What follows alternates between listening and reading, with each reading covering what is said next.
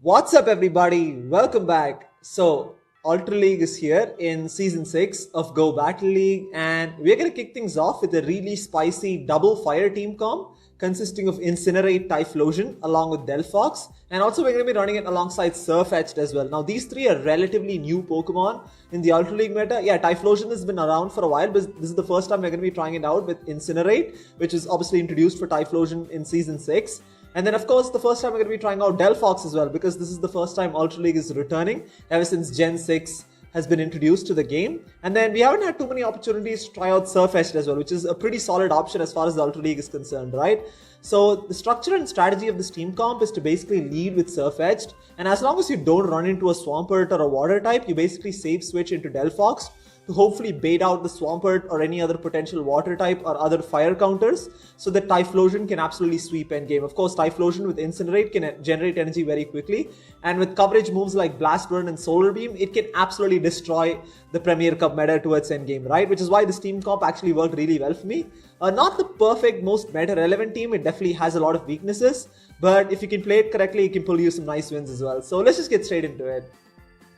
Okay, moving on to the first battle here, and also you'll notice that I'm running Night Slash on Sirfetch'D and not Close Combat. This is to provide protection against Pokemon like Gengar, Drifblim, Dragonite, etc. because we already have the fighting type coverage with counter, right? So we have Sirfetch'D into a Dusknoir. Not a great matchup because they're double resisting the counters, but this is exactly why we have Night Slash, right? It's going to do super effective damage because of the ghost typing. And again, Dusknoir is a pretty bulky Pokemon, so it really isn't going to do that much, but they actually do shield that, which is fantastic for us. So at this point, I know it's just going to be an Ominous Wind or a Fire Punch, and even though Sirfetch'd is glassy, because Dusknoir is a pretty bulky Pokemon, doesn't really have such a high attack stat, so I'm going to safe switch into TYPHLOSION here. The reason I safe switch into TYPHLOSION and not Delphox in this particular case is because obviously Delphox would take super effective damage from the ghost moves. So again, I'm going to go for the Blast Burn. They actually do let that go through, which is really good for us, right? So it takes out the Dusknoir. They come in with Gengar, which is pretty interesting. This tells me that whatever is in the back is probably weak to TYPHLOSION because they wouldn't bring a Gengar with a shield disadvantage to a TYPHLOSION with Incinerate. As you can see, Incinerate is absolutely destroying Gengar here. So at this point, I could probably choose to shield, but I'm actually going to let it go through. And I'm going to try and do as much damage with Incinerate as possible. So at this point, I know whatever is in the back is weak to fire. So I'm going to come in with Delphox and try and completely farm this Gengar down. Yes, we're going to be taking super effective damage from those Shadow Claws, but we can definitely survive long enough. So I'm going to shield this Shadow Punch right here. And definitely going to shield it, and they're probably going to get to another one because they have so much loaded energy. So I'm going to shield this up as well. Doesn't really matter. I'm expecting whatever is in the back to be weak to fire, and I'm hoping that I can completely farm this Gengar down. And we have a Flame Charge ready to go. Let's see what they have in the back. They have a Tangrowth in the back. Beautiful, right? Again, Flame Charge is going to do super effective damage because of the grass typing. But again, Tangrowth is pretty tanky, so really it isn't going to one-shot it, not even come close to it. So I'm going to switch into my Sirfetch'D and then go for the Night Slash as quickly as possible. And this is going to take out the Tangrowth there. So pretty straightforward victory. I mean, I could have played that in different ways. Probably, even if I shielded my TYPHLOSION, then I could have probably farmed the Gengar all the way down and then landed a Blast Burn on the Tangrowth to probably one-shot it. But, we pretty much had that for the most part there. So moving into the second battle here, we have Sirfetch'd into a Machamp, Shadow Machamp. Pretty interesting matchup this. We're going to be able to outpace the Machamp to the charge moves because I can get to a Leaf Blade first.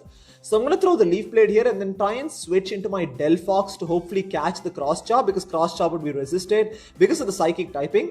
But they make a switch into their Lapras. This is fine, right? Because this Lapras has Ice Shard, which is resisted because of the Fire typing. And obviously Flame Charge is going to hit for neutral because of the Water Ice typing. And obviously it's going to boost these Fire Spins as well. So I'm hoping that I can get to another Flame Charge here, but they're able to get to a Surf. And Delphox is not very glassy, right? It can definitely tank a Surf, as you can see here. And I'm really hoping that I can get to a Flame Charge. And luckily we're able to get to it just in time. Now this is boosted, so it's going to do a little more damage than the previous one. It's going to come close to taking out the Lapras here. Almost takes it out, doesn't quite take it out there. So I'm going to come in with Sirfetch'd and soak up this charge move. It's fine. Again, I want to save both shields for my TYPHLOSION, and you'll notice how amazing TYPHLOSION does when you can save shields for it. So I'm going to counter down here and let's see what they come in with.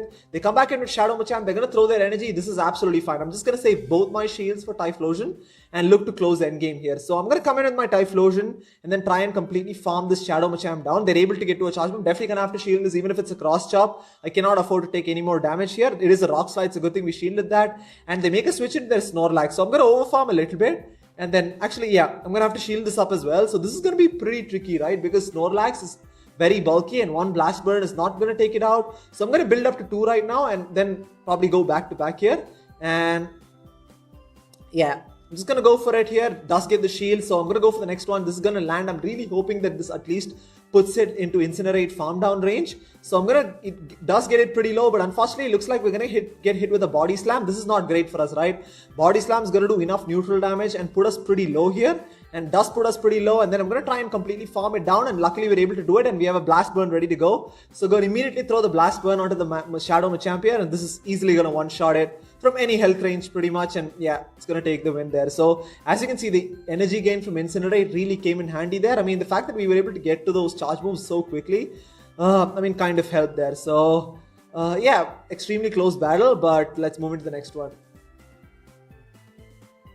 We have Sirfetch'D into a Swampert. Again, it's amazing. You definitely want to see Swamperts on the lead here. They make a switch into their Charizard. I'm going to go into my Delphox. This is where I make a mistake. Honestly, I should have thrown the Night Slash first and then switched out, because I really want to maintain switch advantage in this matchup. So I'm going to let it go through because Blast Burn is resisted. Still does quite a bit of damage. So at this point, I'm going to go for the Psychic. I'm really hoping they let it go through, because Psychic is going to take it out from this range if it goes unshielded. But unfortunately, they shield that, right? This is not great for us, because at this point, they're probably going to win switch advantage if they want to. So I'm going to let it go through. This is not great for us. I definitely should have maintained switch advantage, because that's key in this team comp to make sure that you have to line up your Sirfetch'D against their Swampert. I can't let my Typhlosion go up against it, even though we have access to Solar Beam.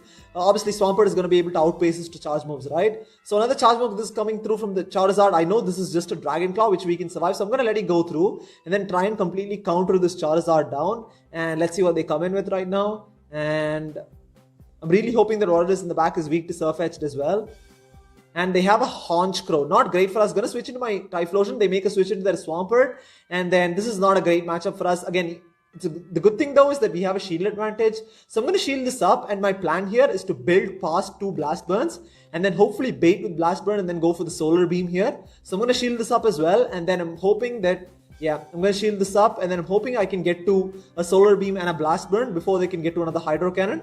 And I'm going to go for the Blast Burn shield bait. I'm really hoping they shield this and they let it go through. That is like a huge gutsy call on their part, because Solar Beam would have easily one-shotted. So at this point, not a great situation. I'm going to go for another Blast Burn. This time it gets the shield there, and I'm really trying to switch into my Sirfetch'D. Unfortunately, my switch timer doesn't come back up in time. So this is pretty much GG's at this point, because I know they have loaded energy. So I'm going to have to throw the Leaf Blade immediately here, because I can't farm the Swampert down, because I know they have 2 Hydro Cannons. And yeah, I'm going to go for the Leaf Blade. And again, we don't have close combat. If we had close combat, that could have probably one-shot a Haunch Crow.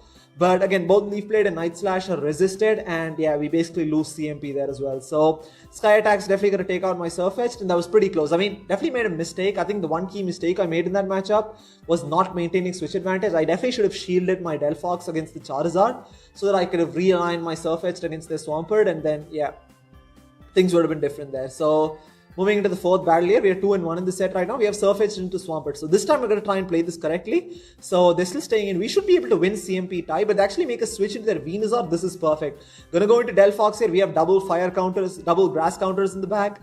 So I'm going to let it go through. Even if it's Sludge Bomb, it's only going to do, yeah, they bait with Frenzy Plant, which is really good for us. Even if it was Sludge Bomb, it would only do a little more than a Frenzy Plant would, because Delphox is actually pretty tanky in the Ultra League. So I'm going to go for the Flame Charge here, and it does get the shield, which is fantastic for us, because at this point, we can actually completely farm it down, right? So I'm going to shield this up, and because our Fire Spins are boosted, I'm hoping that we can farm down before they can get to another charge move. So we're going to completely farm down here, and then let's see what they have in the back. They actually come in with Swampert. This is fantastic. I'm going to go for the Psychic here. Now, this has Stab, and it's also boosted because of the Flame Charge. So, it's going to do massive damage to the Swampert. Look at that. That's just so much damage. It's going to force them to throw their energy, which is fantastic for us, because I can just come in with my Sirfetch'D and counter down, right? So, we're going to come in with Sirfetch'D and completely counter the Swampert down. Let's see what they have in the back. They have a Typhlosion in the back, and this is GG's at this point. We have so much loaded energy right now. I'm going to go for the first Night Slash here. And let's see if this gets the shield. They actually do shield that up, which is fantastic for us. So, going to go for the next Night Slash here. We still have a full health Typhlosion in the back. So, we should be pretty good. Going to go for the Night Slash, and this time it connects. And we get the attack boost as well. This is really good for us. I'm going to shield this up because we got the boost.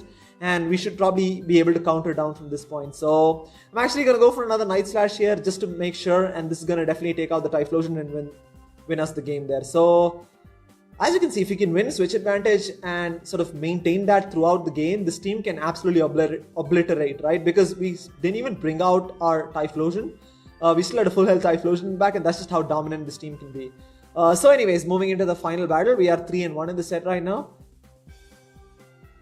So we have Sirfetch'D into an Ampharos. Pretty interesting matchup this. Now obviously, because Sirfetch'D is a pure fighting type, it's not a grass type obviously, so it's going to take neutral damage from the electric moves. So I'm going to go for the Leaf Blade here and then switch into my Delphox and then tank the Thunder Punch. And I'm going to switch into Delphox. They're still staying in, which is pretty interesting. So I'm going to not shield this again. Like I said, Delphox is actually pretty tanky in the Ultra League. Not too tanky, but it can definitely survive the Thunder Punch there, as you can see there. And this time I'm going to shield, right? Because this is going to put us pretty low. So I'm going to shield this up and let's see what they decide to do here. And I'm going to go for the Flame Charge here. They're still staying in. This is probably going to take it out from this range if it goes unshielded. So does get the shield there, which is fine. And at this point, let's see what they decide to do. They're going to throw another Thunder Punch. This is fine, right? I'm going to actually let it go through. They've basically given up 2 shields right now. This is exactly where Typhlosion can be absolutely destructive in closing out games, especially when my opponent has basically given up 2 shields. This is really good for us. So I'm going to come in with Typhlosion and then get ahead on energy here. So I'm hoping that I can farm it down before they can get to a Thunder Punch. And we're able to. This is huge for us. We have loaded energy. They have no more shields. Let's see what they have in the back. They have a Gallade in the back. Going to go straight for the Blast Burn here. This is again going to do massive neutral damage because Gallade is extremely glassy. Almost takes it out there. At this point, this is perfect, right?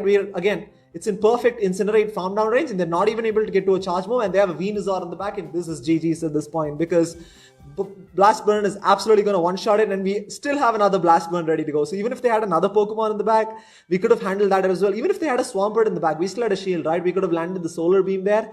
And again, if you can get 2 shields out of the way early, Typhlosion is absolutely going to sweep. It's probably the most versatile fire type there is in the current Ultra League meta. I think the introduction of Incinerate and the energy gain that you get from it, I think it's sort of taken it past Charizard as well. It's probably even better than Charizard in the Premier Cup because of that Solar Beam coverage, right? So anyways, like I see, I mean, it's a pretty exciting sort of team comp. Not the most ideal meta relevant team comp, but a lot of fun to use as well. So anyways, thank you so much for watching and I'll see you next time.